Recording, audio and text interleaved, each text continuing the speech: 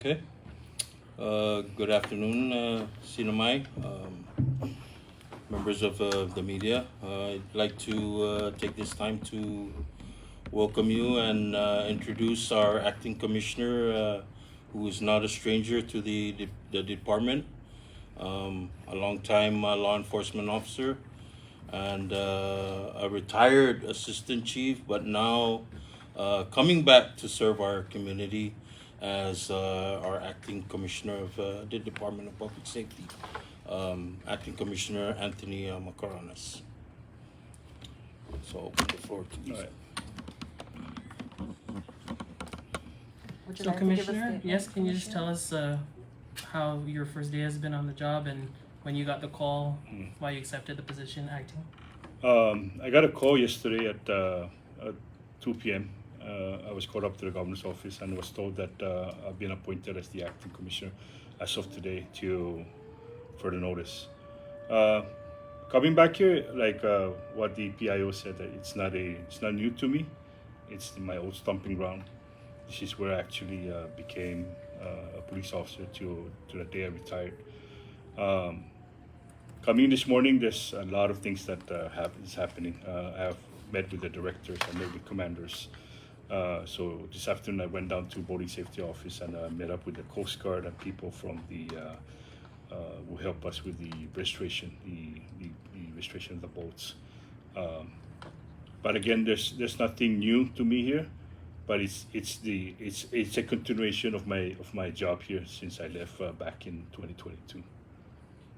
And acting commissioner, are you seeking to be appointed to this role? Is that an intention of yours? That's the intent. It's all about the governor now. If he's pursued to have me confirmed, then I'm willing to serve. And so can you just enlighten us on your decision to come here, and now you've just announced your intention that if appointed you would accept and be the next permanent commissioner.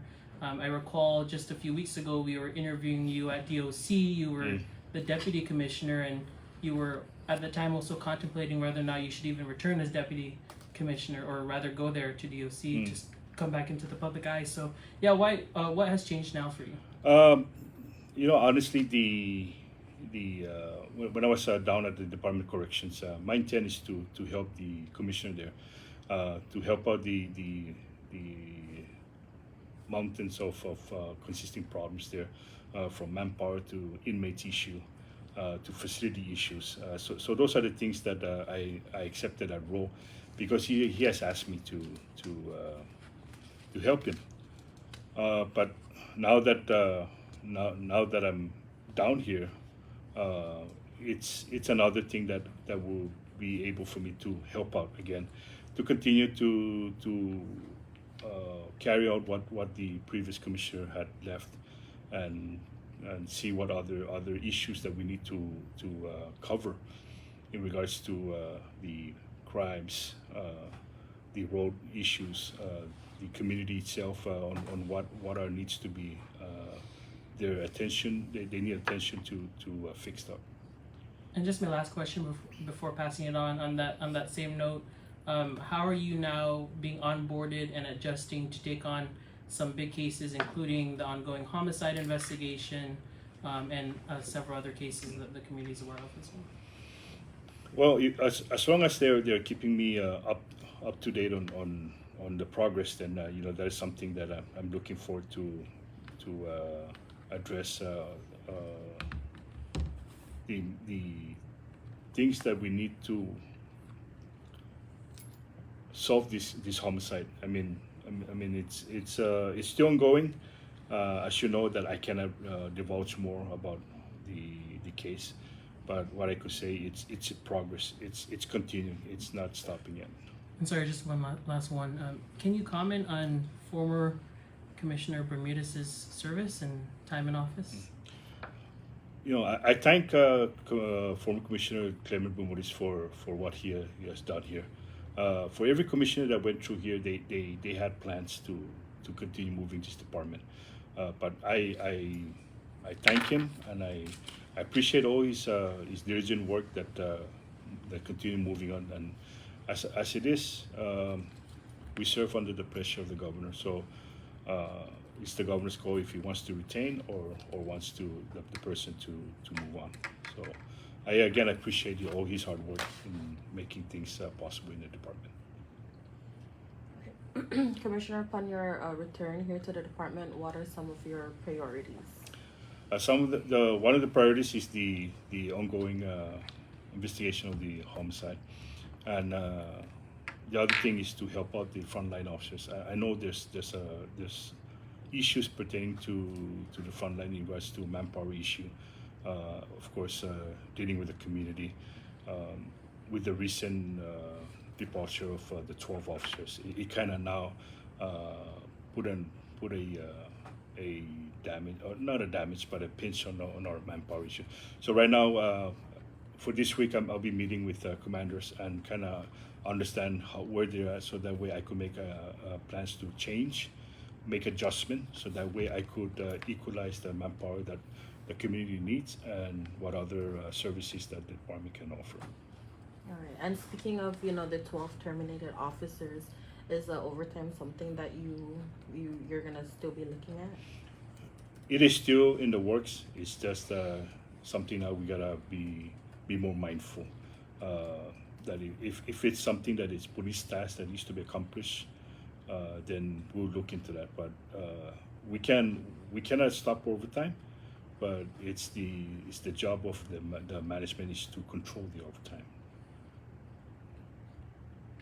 And Acting Commissioner, any plans to reinstate any officers? Right now, I have no idea on that part. I have to consult with the Attorney General's office and seek what other avenue that we can either to reinstate or just to continue moving forward, and find ways how to augment like the upcoming police academy if funding is available, and then we have to find a way how to open up another academy so we can augment more police officers on the street. This particular role has faced a tremendous amount of turnover even in the last 5 years. How will you bring stability to this department?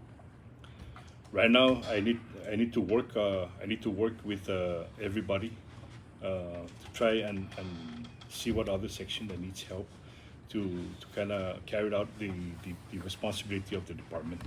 So I know that it's a high turnover, but we just have to work what we have now until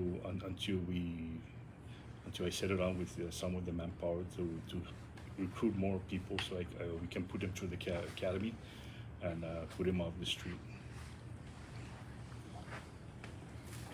Commissioner, you've had, 2 years to think about the department? I know you don't stop thinking about it because this is your family. Yes. Have you come back with a renewed vision and perhaps a new way to rebuild the trust in towards our law enforcement? Because you gotta face it, there's some skeptics out there. Yeah. That you cannot provide just the trust and accountability for officers. Yeah.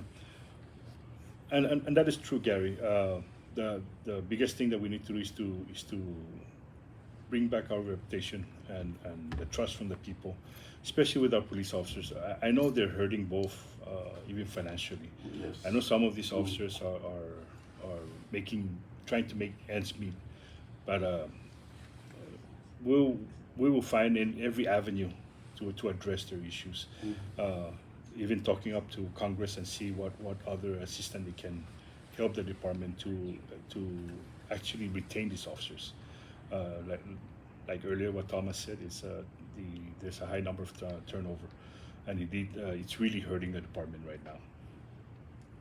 And you think it's all made up with pay?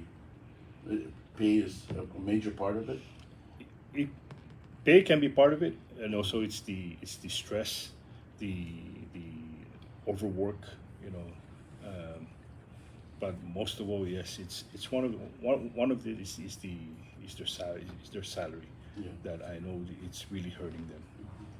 And Acting Commissioner, with the departure of former Commissioner Bermudez, there's been talk about alleged potential political interference. How would you handle a case of political interference as Acting Commissioner, or later if you were to be appointed? Well, I was sure that anything that deals with the politics will just come to me. As far as interference, I will do everything to prevent it. You know, I expect each one of the officers to do what they're supposed to do. When it comes to anything that comes for any interference, that's where I come in, and I set it straight that there should be no interference. And so while the commissioner and his cabinet serves at the pleasure of the governor, you believe that DPS should in nature be an independent department? That is something that the legislature has to come up with a resolution or a bill to separate if they see that need be there. But currently, right now, we as it is, we serve under the pressure of the governor. Commissioner, we know when you were with the Department of Corrections, you mentioned you were working pro bono. Is that the same case here? It is the same. Okay. Even if you are officially appointed as Yes. commissioner? Yes. Can you tell us again why you choose to do pro bono? You know, actually, with the current financial of the CNMI, it is not right. For me, I think just giving the service as it is, what I do, then receiving salary.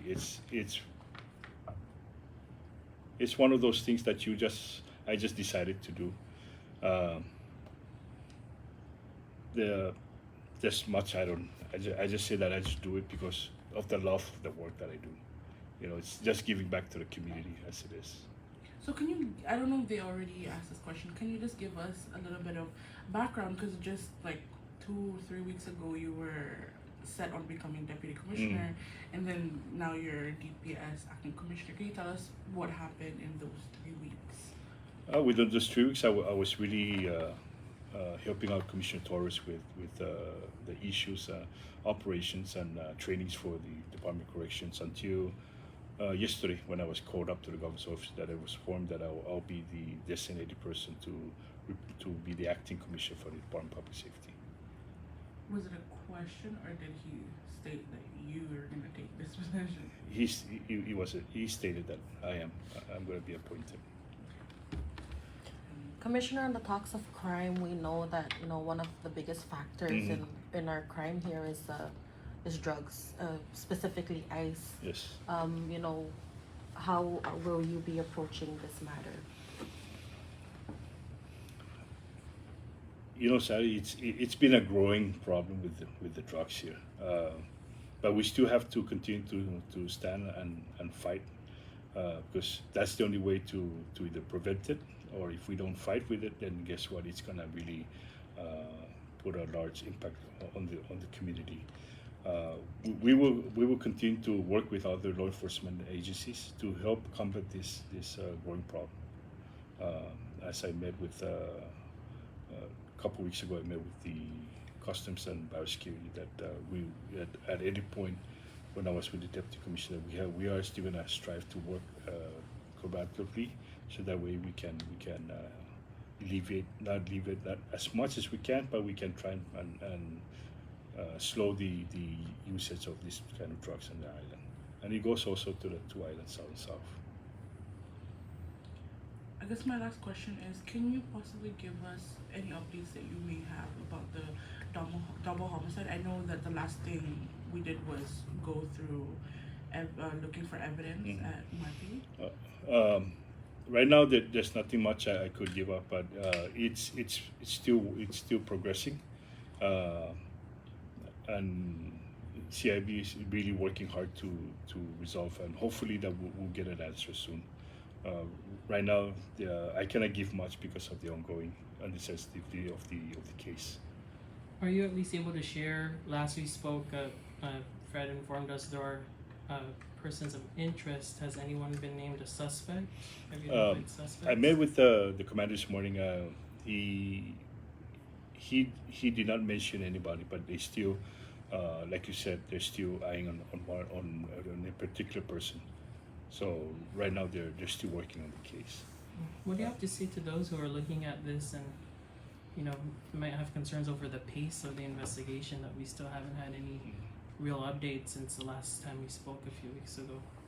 I understand the frustration of people when it comes to these kind of cases. It takes time, and also because we have to send off evidence off island to be examined. And of course, once they receive the evidence at any institution, it's going to take time. It's not a couple of days. It's not a 1 week. It will take months. So that's some of the reason why the cases are prolonged, because of follow up from forensic. Forensic is they make sure that what they have and what they compare and what they analyze, that will equal to who is the person that they're pointing at. It will take time. So the evidence in the double homicide, can you just confirm, was it sent to Hawaii or Guam? Like, who's processing all of that? It was sent off island. I haven't got that far, but yes, they were sent off island right before I even took over DPS.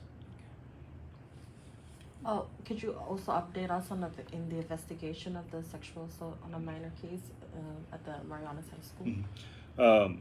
I spoke to the OIC, and they're still working at it. They're working collaboratively with the Department of Youth Services.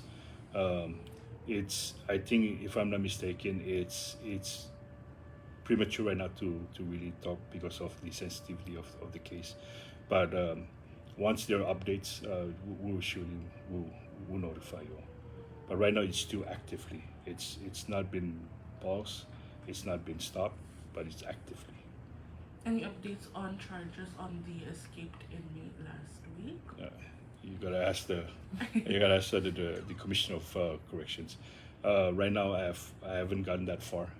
I was just a bit of concern of what's the greater cases that we're looking at as far as the homicide and the one you just asked. So in the coming future, should anything develop, you guys will be called in again, and they will give you update. Right. Are you getting help from the federal government or other law enforcement agencies to help try to solve these crimes? Yes, Okay. we're getting help from the Federal Bureau of Investigations and also the Guam Police Department. Chinese police? No. I have China no idea, police? now that I know of. Maybe they Maybe. Yeah. But I don't know yet. They have their ways. Yes. I just wanted to follow up while we have you here. One thing that former Commissioner Bisbees began was the town hall meetings, and it first started in the Garapan area. There was a promise then that it would be brought throughout the island. Obviously, your new leadership with your own set of expectations and mission here. So, is that something you'd still want to continue, those town halls and in those different villages? I have not known about the town hall, but if that's one of his vision to go out to the community and kind of enlighten the community as to the progression of the intents of this department, I will continue. I will continue carrying out that assignment that has been done. You know, he's going out and talking to the community. So I forgot to ask. There was also plans of an academy. Are you still looking at pursuing that right now, or not? Right now, it's still in the works. It's just we want to make sure that we have everything on place before we commence. What are we waiting for to commence? One of them is funding. We want to make sure that we have fundings for those.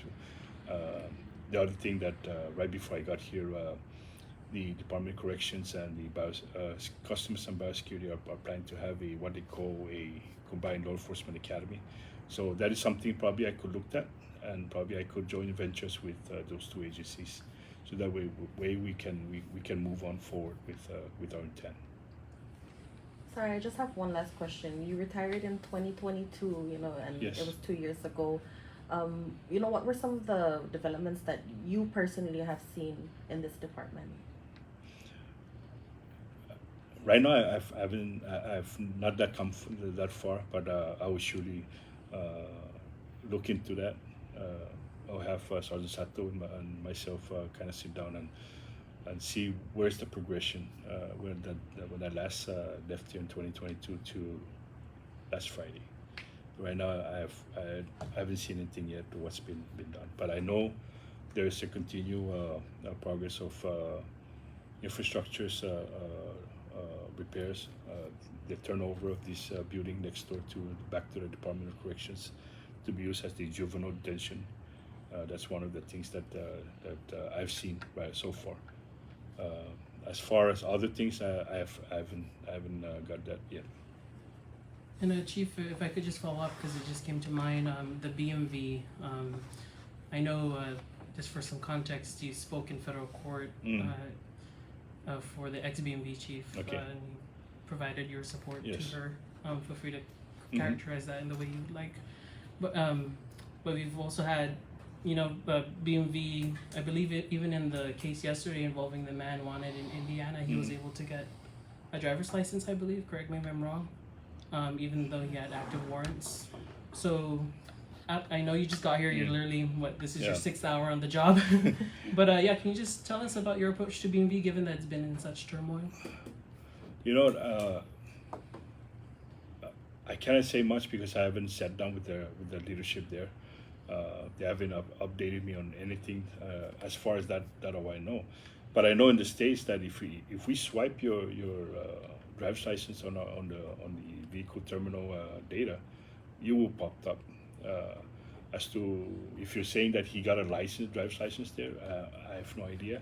Like I said, it's just now that I got it. But in light of the coming days, probably I could share something with you. But right now, I haven't got anything yet.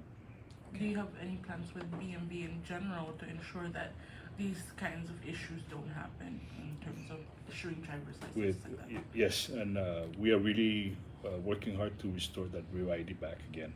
So I'm just gonna have to sit down and see where the progression of the real ID, and then we'll move forward from there. Right? And hopefully that when we work with this real ID, that now you can use your driver's license traveling, into other countries within the CONUS. You have a theme, Mac is back, or? You said that. I won't say that anymore. It's good to have you back, and I know that our community will feel a lot safer with someone like you. You're proven. You don't have to be trained. You've been here. You've done that, and now Yes. we're just going to take it up, step it up to a new level. Yes. And we thank you for your service, and thank you for volunteering. And Come back. thank you. I'd also like to continue working this collaborative with the media, especially when it comes to the greater issues that we need the people's help. So we would like to continue to work with you all, and at the same token to help us also, that maybe you can entice people that if they see anything, to report it. In regards to the motor vehicle, Sarge? Yeah, currently with the transition in command, we want to inform the general public that motor vehicle, the registration and driver's license issuance will be suspended for the next couple of days till we get our system up to date with the change in command. We ask that the community call the motor vehicle prior to making the drive. The contact number is 664-9066, and hopefully by either Wednesday, Thursday, Friday, we should be back to full operation. It is a database run system, and we need clearance along with our partners who run the database to make the change. And you mean the position and name? The of who's in position and charge name now? of who our current commissioner is at this time. So we don't want to issue out registrations and driver's license with the previous commissioners. So that's the whole reasoning for this shutdown.